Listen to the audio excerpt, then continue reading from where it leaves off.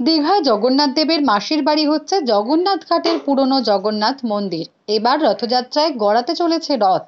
নতুন রথের কাজ ইতিমধ্যেই প্রায় শেষ হয়ে গেছে। এবার প্রথমবারের জন্য নতুন রথে করেই রথযাত্রা উৎসব পালিত হবে দীঘা সমুদ্র সৈকতে। নতুন জগন্নাথ মন্দির থেকে পুরনো জগন্নাথ মন্দির পর্যন্ত রথযাত্রা উৎসব পালিত হবে। ইতিমধ্যেই রাস্তা সম্প্রসারণের কাজও যেমন হয়েছে, অন্যদিকে এই রথযাত্রার পথে পাশে অবৈধ দোকান ও অবৈধ পার্কিং ইতিমধ্যেই সরানোর কাজ শুরু হয়েছে। মন্দির নির্মাণের পাশাপাশি বড় রথ নির্মাণ হচ্ছে দীঘায়। রেল স্টেশন সংলগ্ন এলাকায় তৈরি হচ্ছে এই জগন্নাথ ধাম। জগন্নাথ মন্দির উদ্বোধন ঘিরে সোশ্যাল মিডিয়ায় ছড়িয়েছে জল্পনা।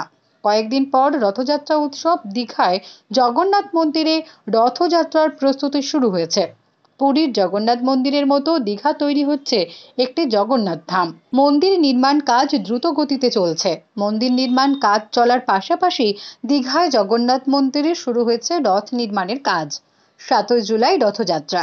রথযাত্রার আগে দীঘায় জগন্নাথ মন্দিরে রথ নির্মাণ শুরু হয়ে যাওয়ায় মন্দির উদ্বোধন নিয়ে জল্পনা ছড়িয়েছে সোশ্যাল মিডিয়ায়।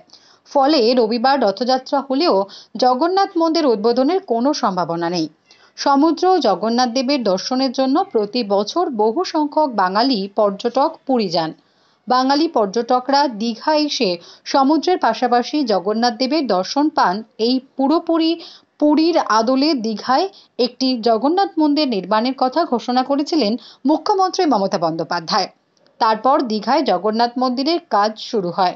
প্রশাসন সূত্রে জানা গেছে, দীঘার জগন্নাথ মন্দির নির্মাণের কাজ প্রায় শেষের পথে। মন্দির নির্মাণের পাশাপাশি একটি বড় রথ নির্মাণ করা হচ্ছে। দীঘা রেল স্টেশন সংলগ্ন এলাকায় তৈরি হচ্ছে এই জগন্নাথ ধাম। জগন্নাথ মন্দির উদ্বোধন ঘিরে সোশ্যাল মিডিয়ায় ছড়িয়েছে জল্পনা।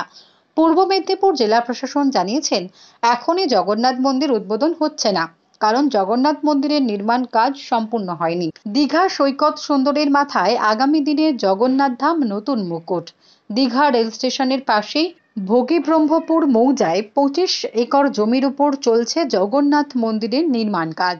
2018 সালে 200 কোটির এই প্রকল্পের কথা ঘোষণা করেছিলেন পশ্চিমবঙ্গের মুখ্যমন্ত্রী মমতা বন্দ্যোপাধ্যায়। কাজের সূচনা হয়েছিল 2022 সালের অক্ষয় তৃতীয়ার দিন থেকে।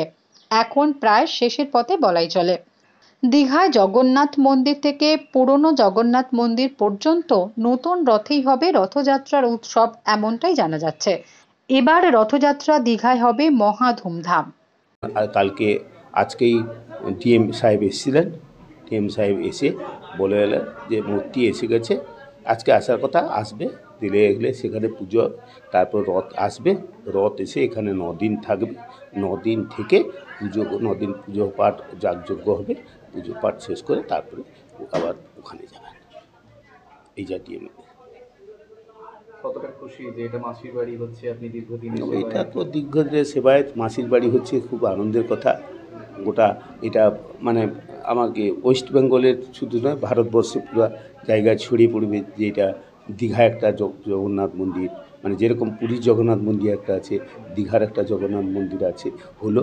এই খুশি মানে খুশি আর কি বলবো, মানে বুক ফেটে যাচ্ছে, হাসি বেরোচ্ছে বা দুঃখ না, হাসির কান্নার যে হাসিটা, সেই হাসিটা খুব মতন মানে প্রস্ফুটিত করা যাচ্ছে। খুবই আনন্দিত। দুবেলা রীতিমতন পুজো হয়, 2 থেকে 3 বেলা রীতিমতন পুজো হয়।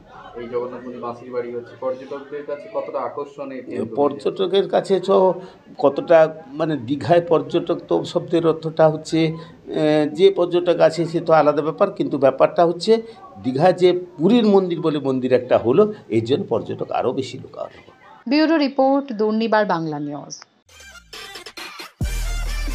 সব খবর সবার আগে পেতে আমাদের চ্যানেলটি সাবস্ক্রাইব করুন এবং পাশে থাকা বেল আইকনটিতে ক্লিক করুন, লাইক ও শেয়ার করুন।